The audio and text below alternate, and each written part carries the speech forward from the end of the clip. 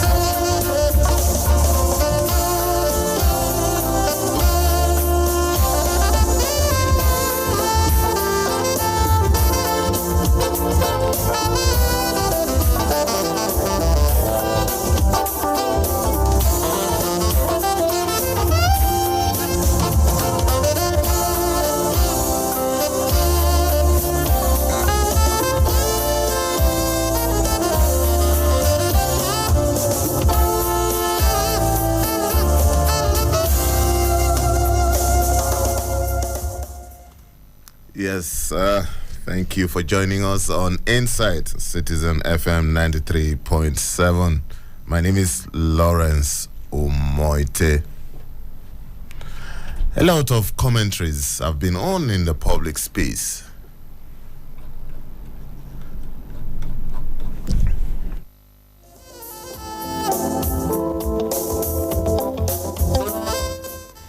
Yes, sorry about that. Once again, welcome to Insight on Citizen FM 93.7. Lawrence Moites, my name is 1013 in the city of Abuja. And off we go on the show.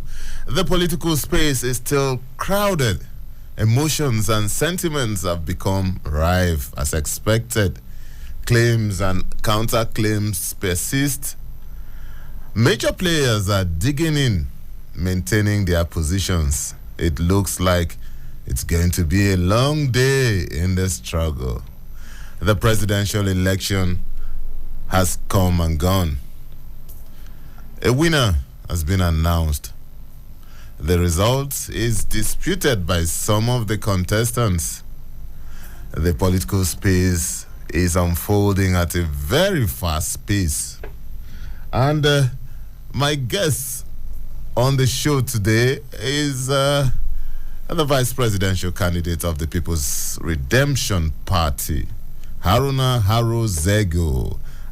We will talk to him after this short break. So you can join our live stream on YouTube by typing in Citizen FM 93.7, and you can also listen to us online on www.citizenfm.ng. And not forgetting that you can follow us on our social media platforms on Facebook at Citizen FM Abuja, and also on Instagram at Citizen FM 937, on Twitter at Citizen FM 937. So that's how it's going to be. We'll take a short break, and when we return, we will unveil our guests. Please don't go away.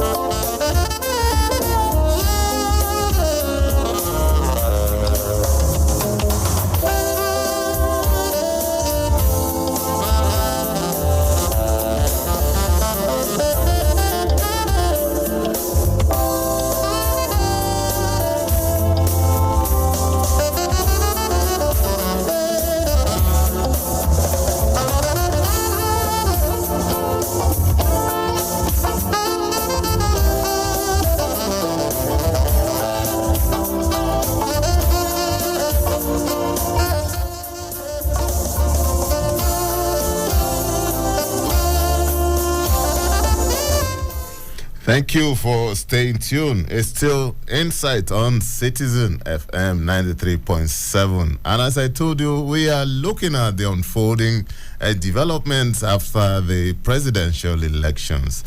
A lot seems to be happening in this political space. And my guest is the vice presidential candidate of the People's Redemption Party in the just concluded 2023 elections, Haro Zego.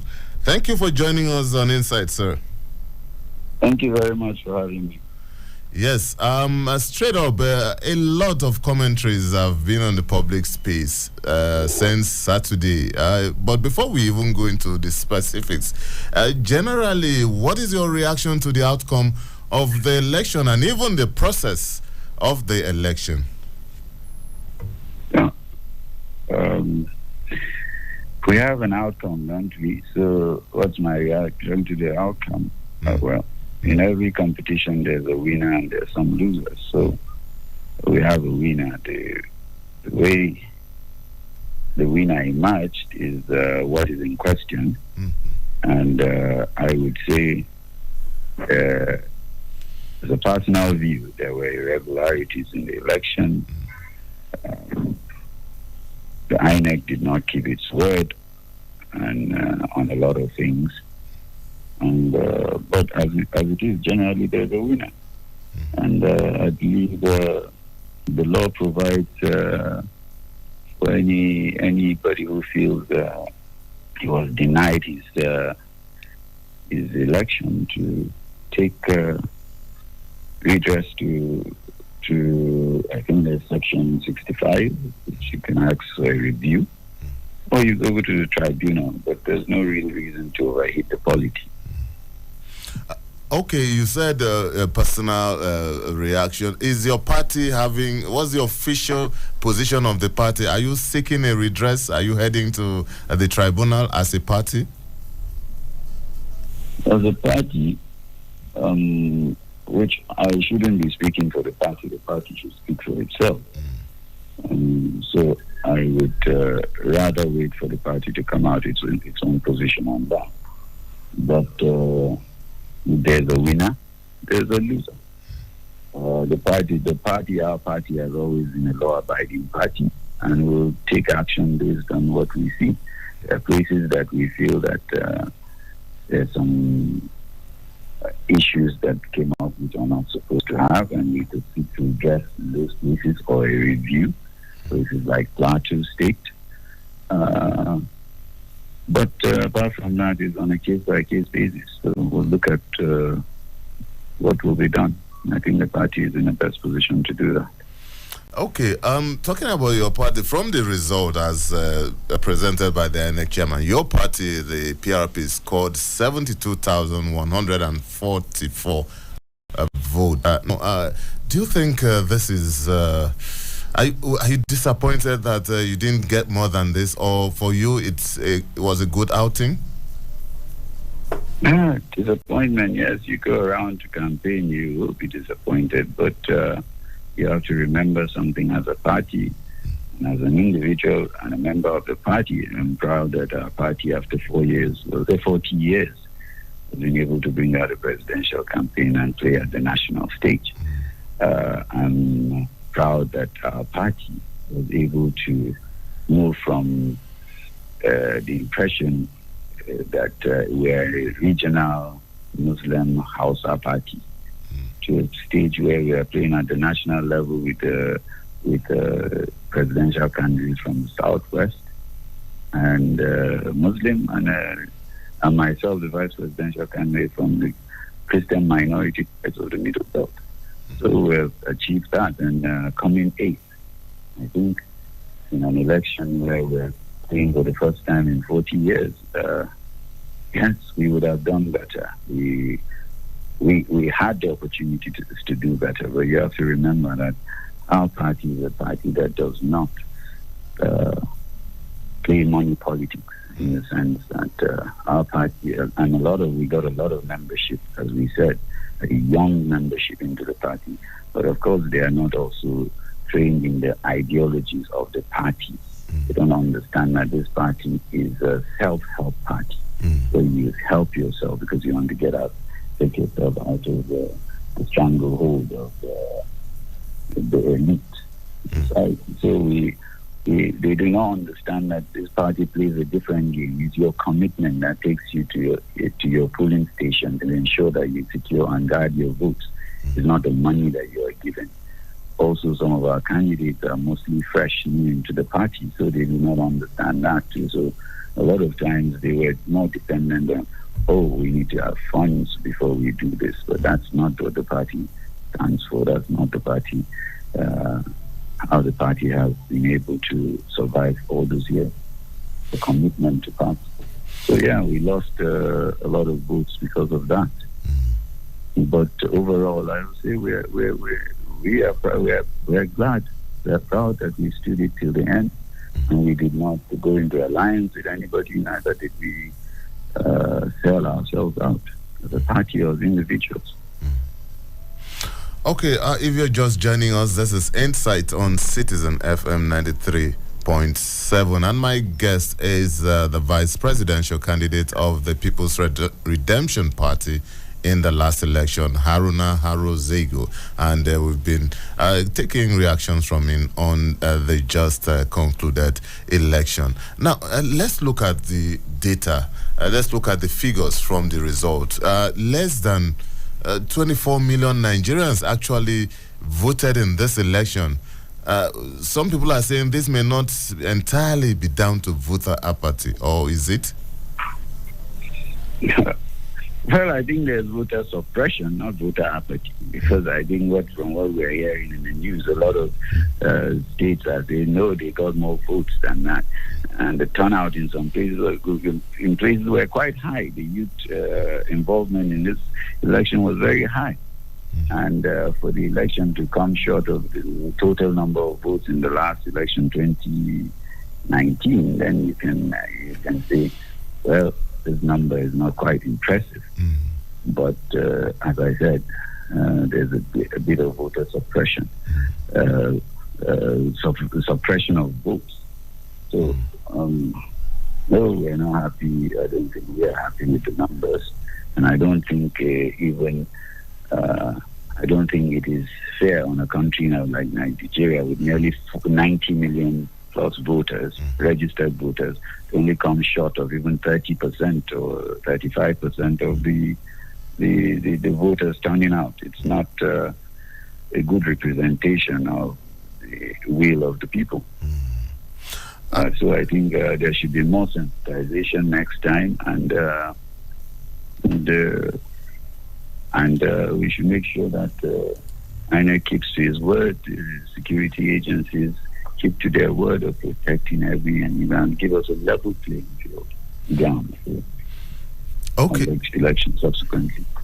All right, let's look at the current atmosphere in the polity with the disputation of the result by some political parties, the call for everyone to move on, and everything, handling the tension by parties and the candidate. How easy it is for the contestants, especially at the presidential level, to make your supporters commit to peace in this kind of environment?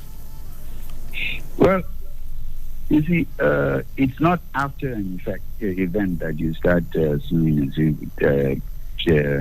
enlightening your followership or followers or voters. It is before the elections. You come to an election knowing either you win or you lose. So right at that point, as you go campaigning, you ensure that your voters are sensitized, because Nigeria is greater than myself or yourself or anybody else. And the unity and oneness, the unity of Nigeria should supersede everything else that we do. And that's why you are seeking for office. So as a candidate, you must educate your voters. You must tell them this, especially for the young voters. You have people who have voted just once. This is the first time they voted in their life, and they believe that it must go their way. No, that's not the sensitization they should have gone. They should have been told that let's go and do our best. If we get to the promised land, good. If we do not, then we'll try it again. Now, that is what is lacking in a lot of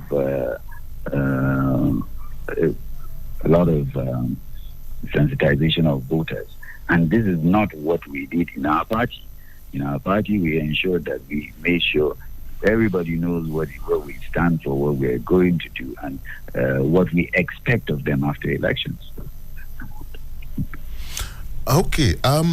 Looking at the Nigerian political map, especially after the official release of the result, it looks as if the political map has been redrawn. In political theories, people say this normally takes time to come. But now you had three political parties going neck to neck. What do you think was responsible for this? Is it that the voters are now more political savvy or more aware? Or what exactly happened? Well, it's about the frustration in society, more or less. People were frustrated and they wanted to show their frustrations at the polls. You have majorly three parties, or as you said, that they're running neck to neck. Those are because people align with certain parties, people align with certain individuals, and that alignment caused the problem. But then also there is also the cultural and religious factors that came into play. And when that came into play, it also further divided the people along ethnic or religious lines.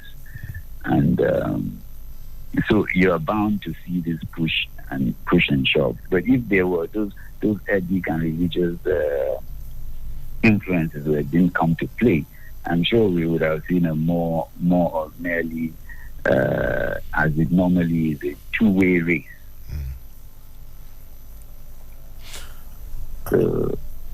Okay. All right.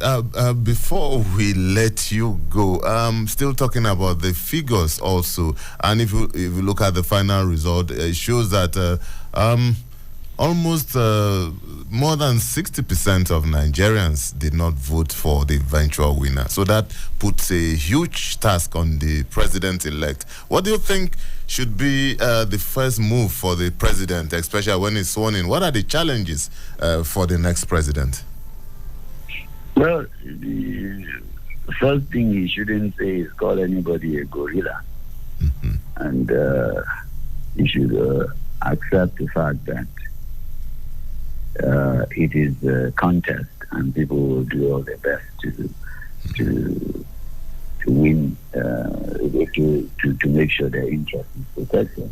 So first and foremost, you to embrace everybody. I think we tried to do that in his speech yesterday, and I think he's moving in the right direction. It's Nigeria first, the interest of Nigerians first. So he should embrace the people of Nigeria. They came out to vote here. They did more than 60% did not vote for him. But that you will never get 100%. So it should be an all-embracing, not an all-embracing government, but it should be an all-embracing leader. Oh, well, thank you so much. We have to let you go there. Thank you so much, Haro Zego, Vice Presidential Candidate of the PRP. Thank you so much for your time on the show. Thank you very much, Lawrence. Have a great day. You too. Well, that's our first guest on the show, Vice Presidential Candidate of the People's Redemption Party in the last election, Saturday's election, Haro Zego. We've been getting reactions from him concerning the outcome of the presidential election. Inside, we'll take a short break, and when we return, we will unfold our next guest. Please don't go away.